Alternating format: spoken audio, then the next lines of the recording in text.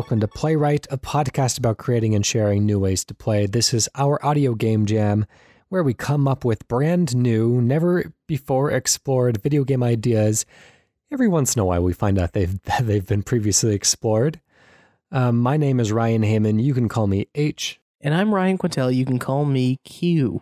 Actually, speaking of previously explored, I linked you to this a few weeks ago.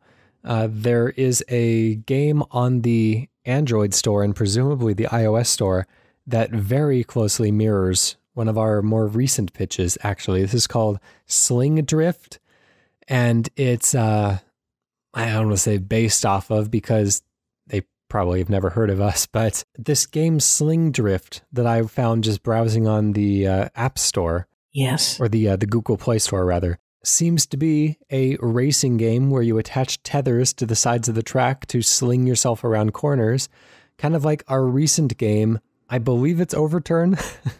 Without going back and listening to the episode, I think that's the one from Playwright 40. I think you're right. It's capital O, capital T on that one. Yeah, so I don't know. It's kind of funny to see some of our ideas start to make it out there into the world. Now, of course, it's probably coincidence in this case, but if you are ever inspired to create anything that we talk about here on the show, then you are free to do so. You don't owe us royalties or anything. That's part of the game.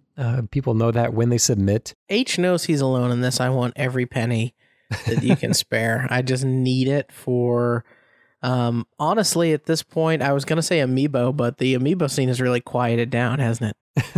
Well, we got a new Smash Bros. On the way, so presumably. You see, best case scenario is we get Amiibo for like Ridley and the Squid Kids and maybe Daisy, maybe some of the characters that changed their look like Zelda and Ganondorf. But worst case scenario is that we get a complete reissue with all the characters in their new key art poses.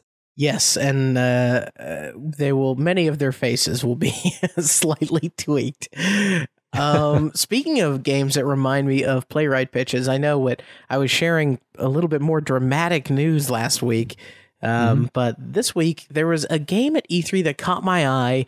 It's from Brigham Young University. At least that was the label above it. And it was called Beatboxers. Have you seen this thing? Beatboxers. I don't think I have. Okay, so I'm going to have to send it to you. I took a video of it, and I don't know if it's like all over the internet for you to play, but it is essentially a fighting game where you are rewarded for executing the moves to a constant rhythm nice. Sort of track. So yeah, I looked at it, I said, that looks like a Playwright game.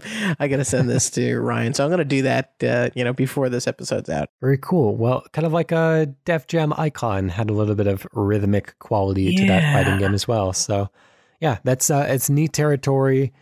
Well up for exploring that. But for right now, we have to get to some video game pitches. What I'm going to bring to us today is a strange idea. Have you ever played the game Jezzball? No. Okay, I don't know if... You know how there's these kind of classic archetypical video games that you played a version of it growing up and that's the only name that you know it under, but you're sure that it's also widely available under a number of different names? Yes, I learned this with Breakout. I never really understood. Or Arkanoid. Yeah, right, exactly. Jezzball is the name that I knew this one under, and basically the rules are... You're in this this big kind of rectangular grid, and there's these... It starts off just two balls bouncing around, and they just kind of... they move at a constant speed, and they bounce off the sides of the map, and just kind of bounce around the screen, and you move your cursor anywhere on the map, and when you click, it sends vertical or horizontal lines out, and as soon as they intersect with the sides of the map, then it cuts off the smaller portion of the map, and now the balls are confined within a tighter space. But if the balls touch your line while it's drawing, then you lose a life. And so the point of the game is to isolate the balls or to get them in as tiny a space as possible without losing all of your lives. And usually there will be some par that you have to hit, some percentage of the map that you have to clear. So what I want to do is something similar. It's like Jezball, but you play as zookeepers trying to wrangle in stampeding animals. Maybe the different types of animals might have different types of behaviors.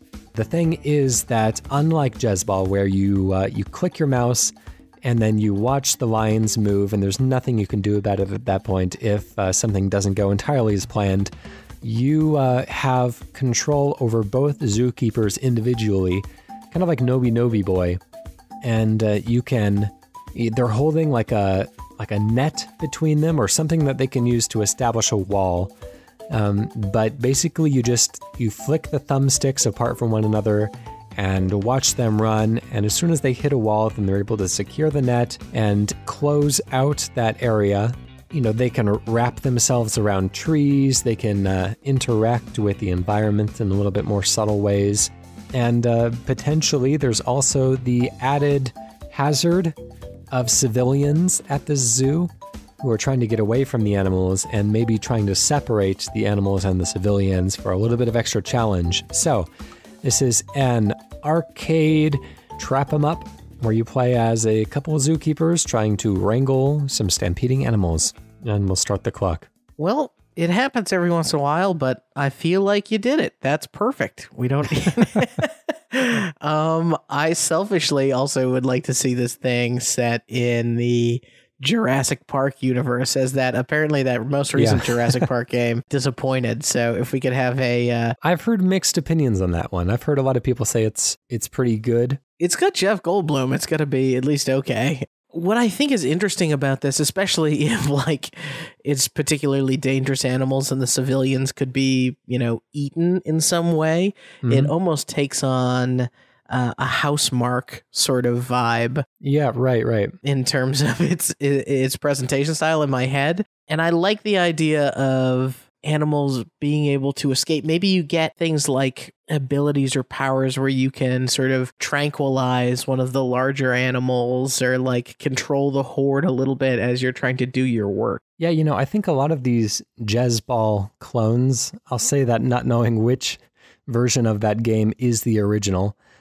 they do have ways for you to like freeze time or to, I don't know, have temporary invincibility. So there are some power-ups. And so that's not entirely unforeseen in this genre. Essentially for me, the big thing is how to rectify things that end up like outside of the space. Like, are you trying to build in, just get rid of as much of the map as possible? Or are you trying to like also successfully contain the correct amount of animals? And I guess the answer is kind of both. Yeah, I guess ideally, I mean, the simplest version of this is that you try to eliminate as much of the map as possible. But I guess it does make sense to have these side objectives, like trying to separate the different types of animals into their own enclosures. You know, there could really be these like really granular submissions on each level that would let, you know, masters really play to their level while not putting too much of an ask on newcomers. Yeah, one of the things that could be interesting too is if, let's say, you know, as opposed to just being a mouse, there is some physical representation of you or the sort of herder in the space, potentially being able to set up things like temporary one-way gates, stuff that kind of adds variety, like allows you passage to go and like clean up, you know, a animal that might be in one section and needs to be in another, where like you can move them, but they can't move themselves. And it's interesting. Now, I mentioned at the beginning that you would be playing both of the zookeepers, one on each thumbstick. And so that is an interesting twist, that since you have that kind of freedom of movement, that permanence of character in the space, that maybe you could revisit a wall that you had previously built and amend it with almost kind of like tower defense type of stuff, you know, doors and maybe even tranquilizer turrets, or,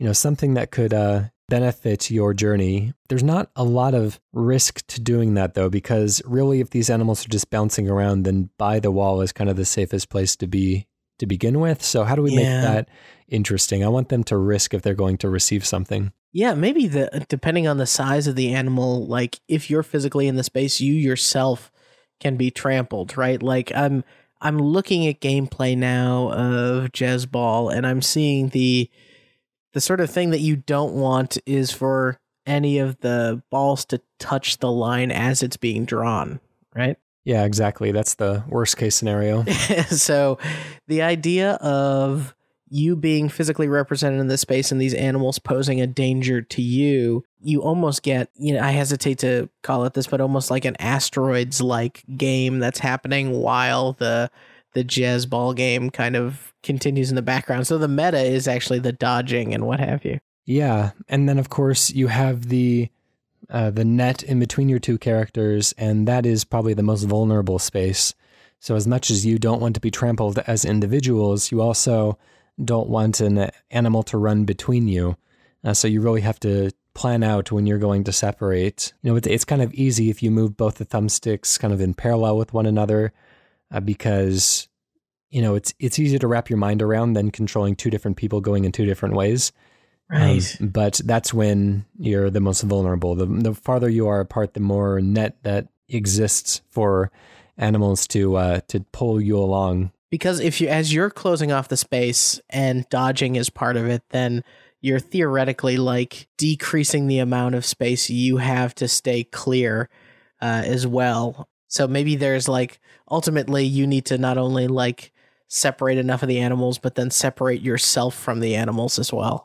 Or leave yourself a path to the exit or something. Yeah, I guess since you are drawing the line, it's a little arbitrary what side of the line you end up on, but maybe if it's like semi-permeable, yeah, or if you have to like bore a hole in it or something as like your final exit procedure.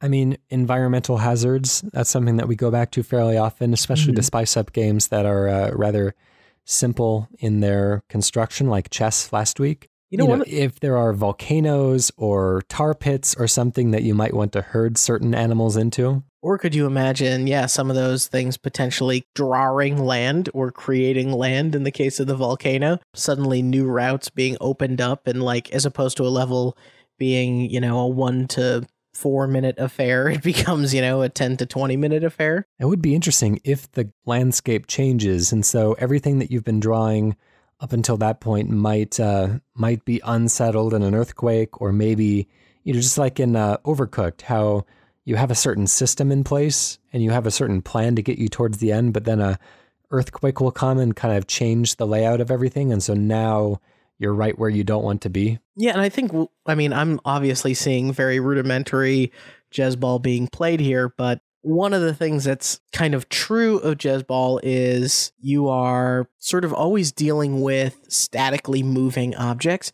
I think once you add in different animals moving at different speeds and maybe posing different levels of threat to you or something to that effect, I think it's kind of interesting to consider what it would feel like once you're, first you can wrangle the sheep, right? They're nice and slow. They're kind of easy to corral because you're going to have to be able to like maybe shout or something at the animals or do something, take an action to prompt them to move. Man, I'm just thinking that it could be really fun to stay away, or like almost in the way that Geometry Wars ends up being very interesting just by the virtue of the mix of enemies on screen. Then you get some animals that can call out and actually pull other animals towards them and stuff. You almost deal with that sort of gravity issue.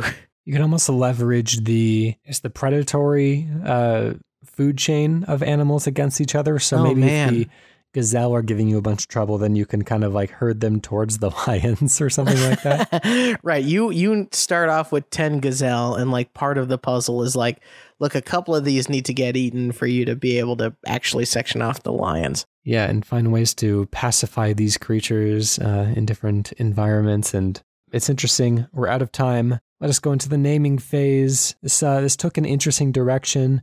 I think I will, to tie it into another weird game that is another one that we would have come up with had we had this podcast first, rather than the game coming out before we started our little venture, Tokyo Bungle.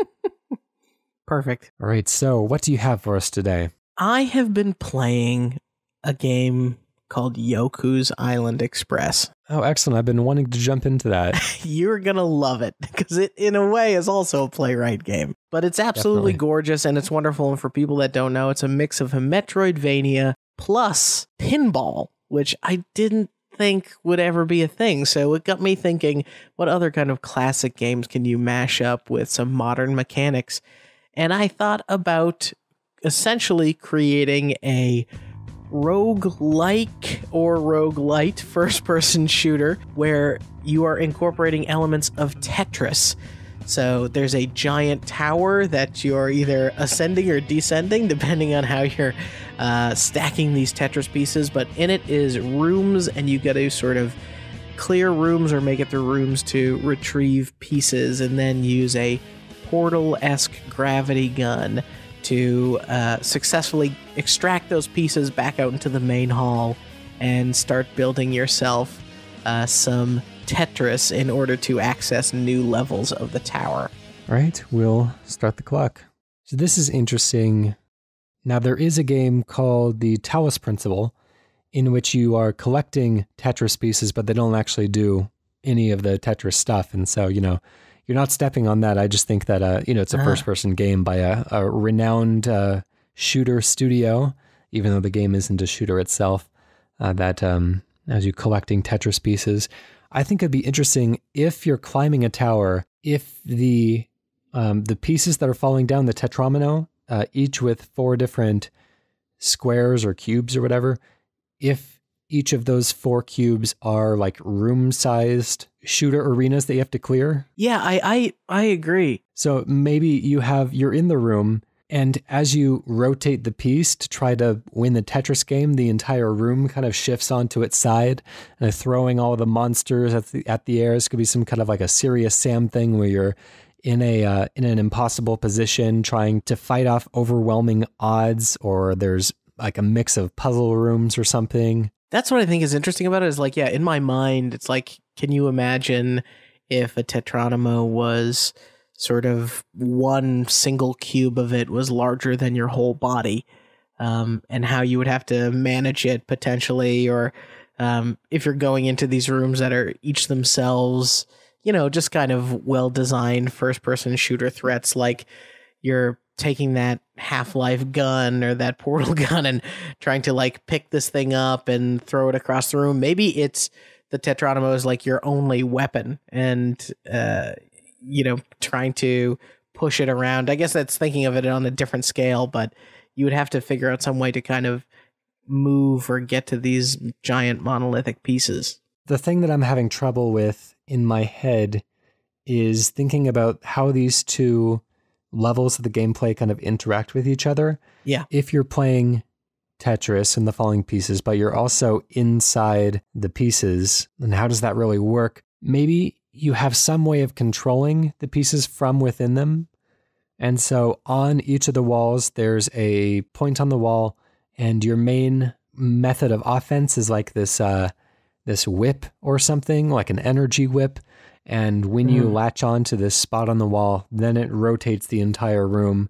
And you can also use that whip to, grab onto monsters or throw them into lava pits or something. And so you're always kind of swinging this room around and moving it from place to place while trying not to fall into any of the hazards yourself. But it's a little non-aggressive in that you're not shooting bullets at them. You're just kind of using the gravity and the space around you against your enemies. What if it's a kind of a run-based game in a little bit shorter of a loop, and it's kind of about getting into the tower, and there are just kind of giant Tetronimos that are always falling and automatically stacking themselves, as if like a giant game of Tetris is being played and you're constantly platforming to stay above it as well as you're battling enemies up the tower. Yeah, that's kind of interesting. Yeah, let's say this is I like this idea of the Tetramino being room-sized, and maybe instead of like 4 different cube rooms,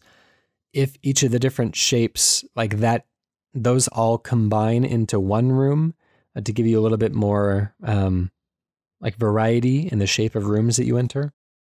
And they're all falling, but you are confined to like walking on the walls. And so essentially it's like going sideways, but below you is lava. And so your objective is to always move upwards and always move away from the lava. And these giant Tetris block rooms are constantly falling down into the lava.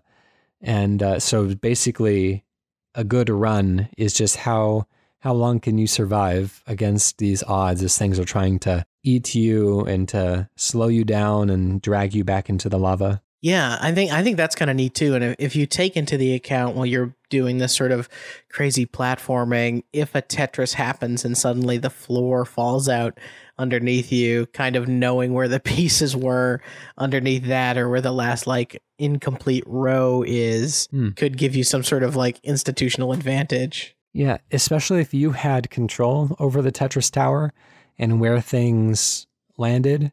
This could even be like a 3D space, kind of like a Jenga. And you have some level of control over where things go. And you kind of want to like lose the game in a way.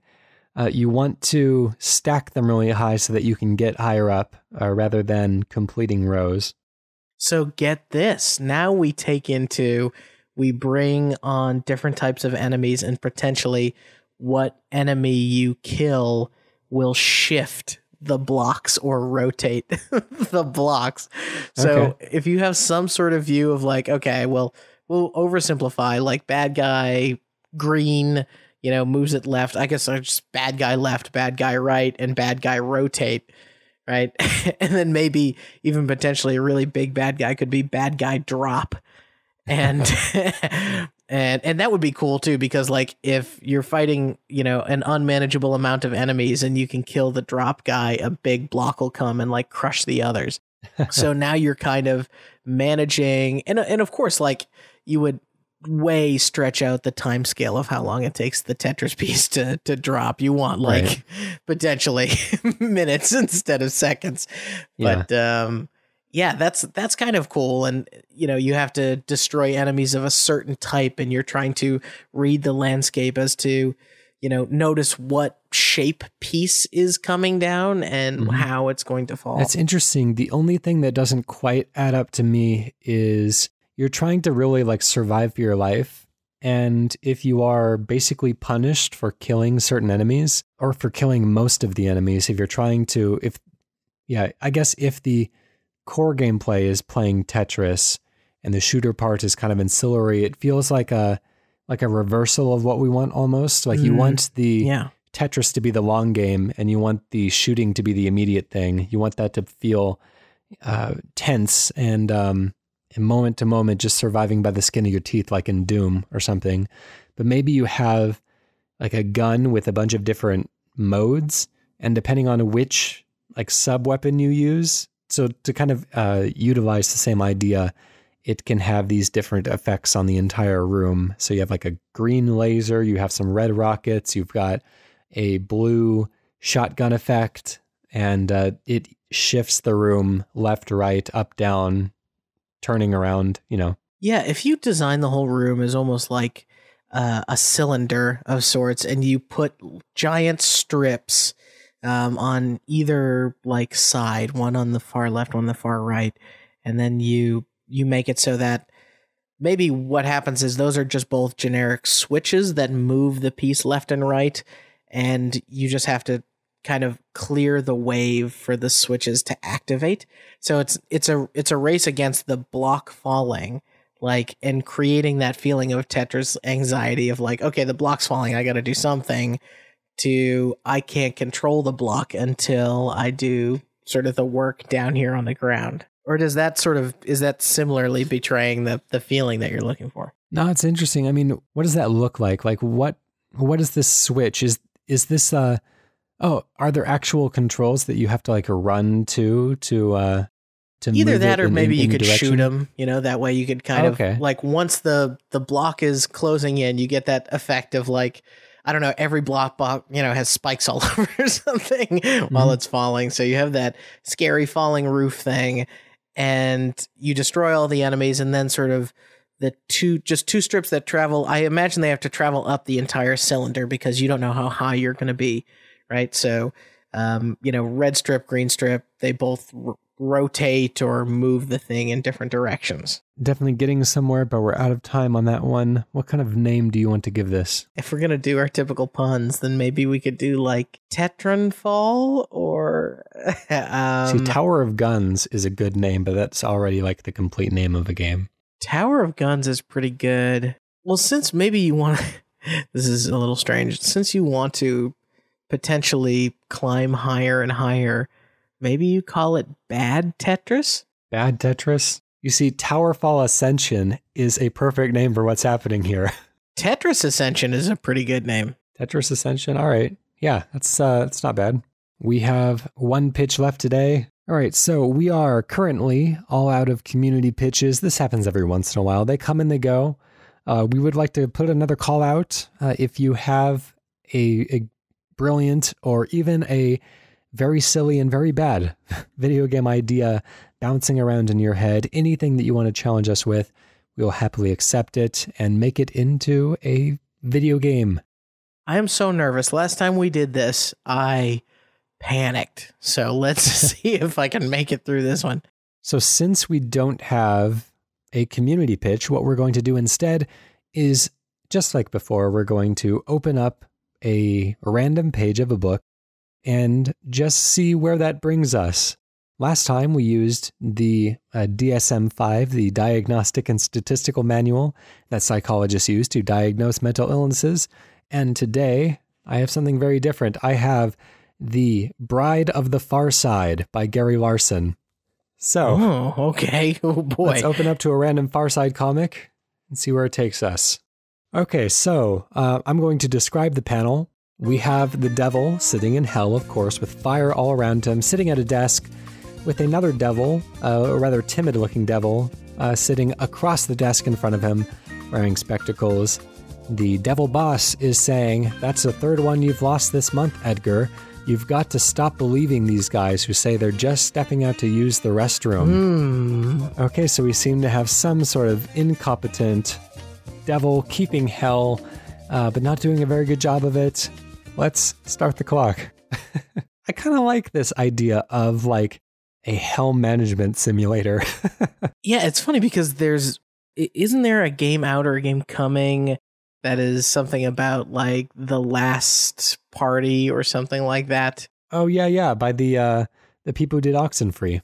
Yes, yeah, and it's called After Party. After Party, and you're supposed to outdrink the devil to get permission to leave hell. So I feel like this is either DLC for that or set in that universe in a strange way. For me, I always find comedy the funniest when the absurd is pushing really hard against something that really wants to take itself seriously. There was another hell-based game recently.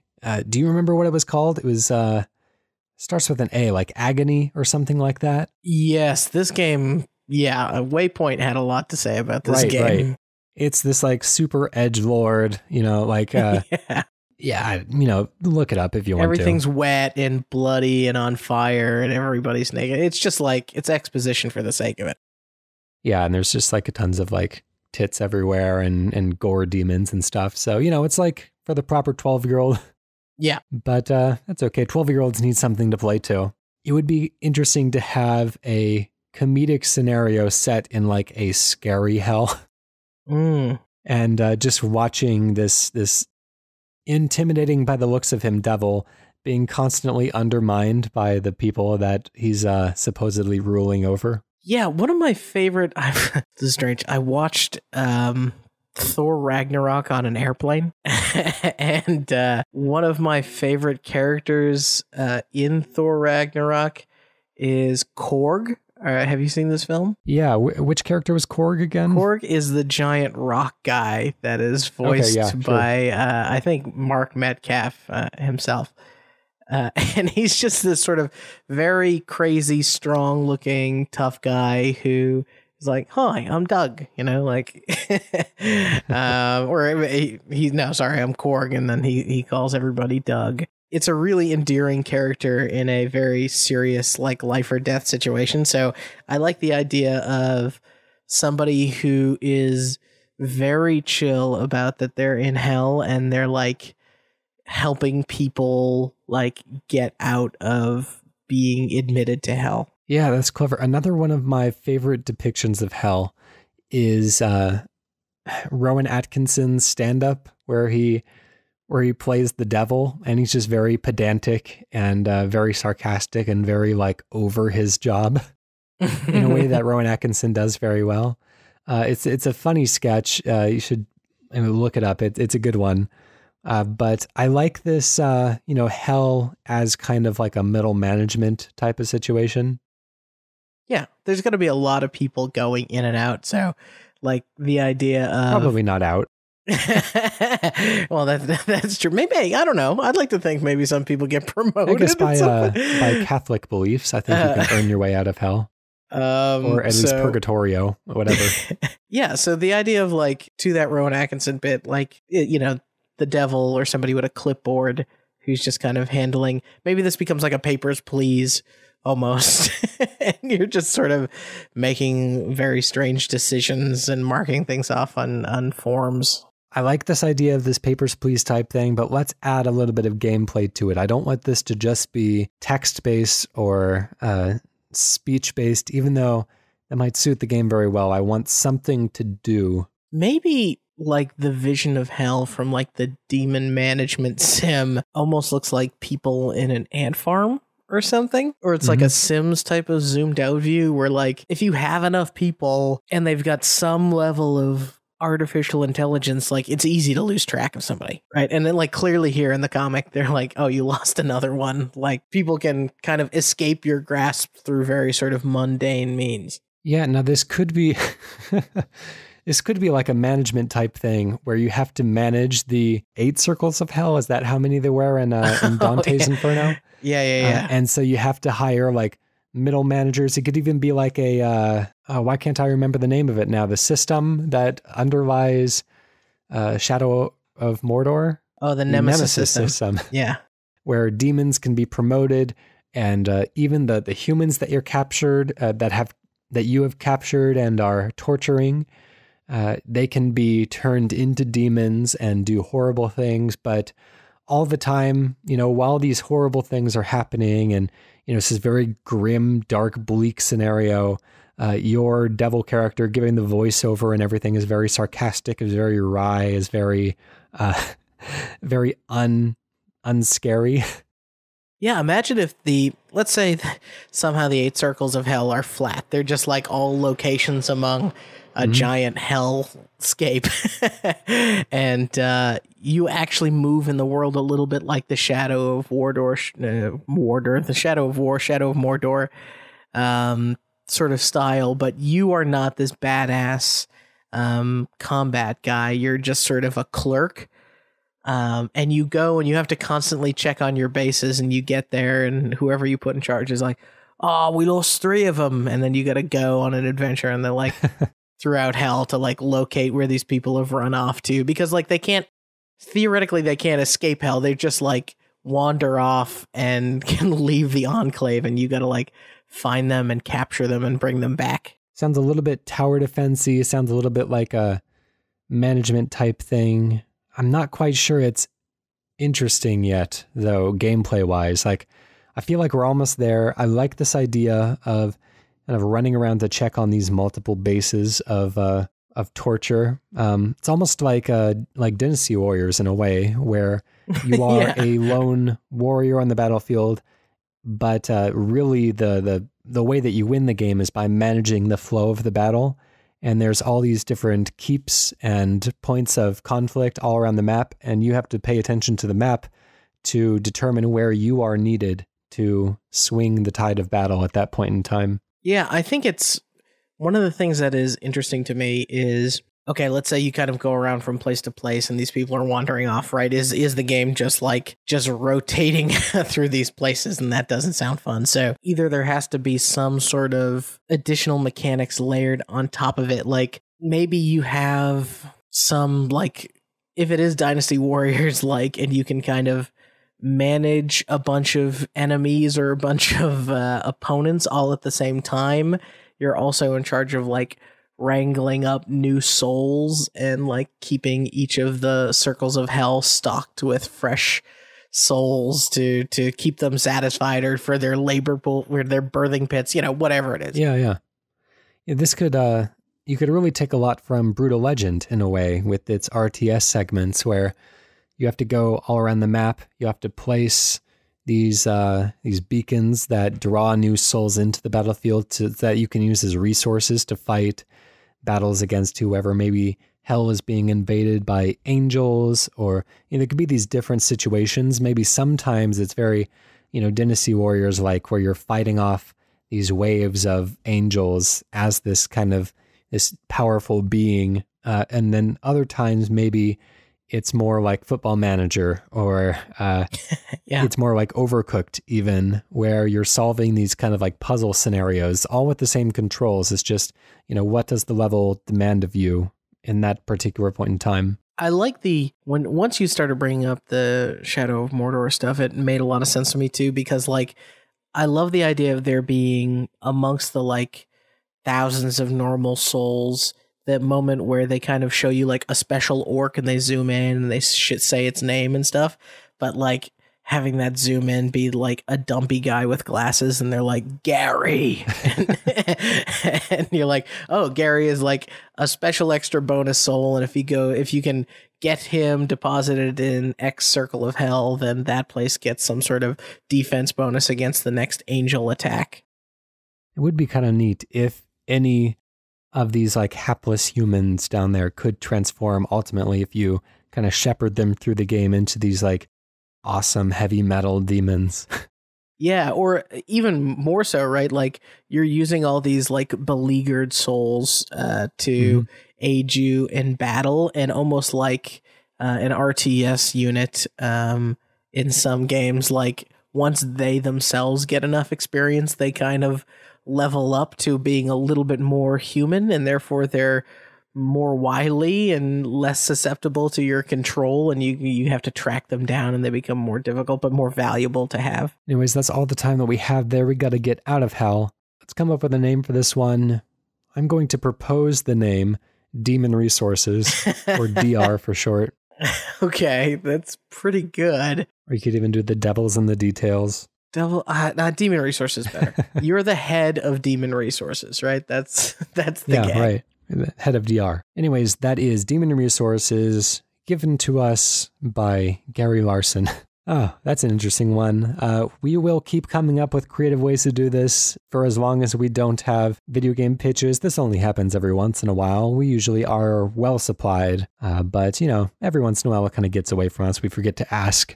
So this is us putting in our request. If you would like to give us a request for a video game pitch on a future episode, you can email us, playwrightcast@gmail.com. You can go to our website, playwrightcast.com/pitch, or you can tweet us at playwrightcast. Yes, and special thank you to PROTODOME for the use of our theme song, Hello World, off the album Blue Noise. It's very good, and you should listen to it. You do every episode. That's right. Yeah. You get a little bit at the beginning, a little bit at the end. And to take us out of the show today, I'm going to drop a miniature pitch. What I have is the very musical, fast-paced P. Diddy Racing. Nice. We'll see you next week. Bye.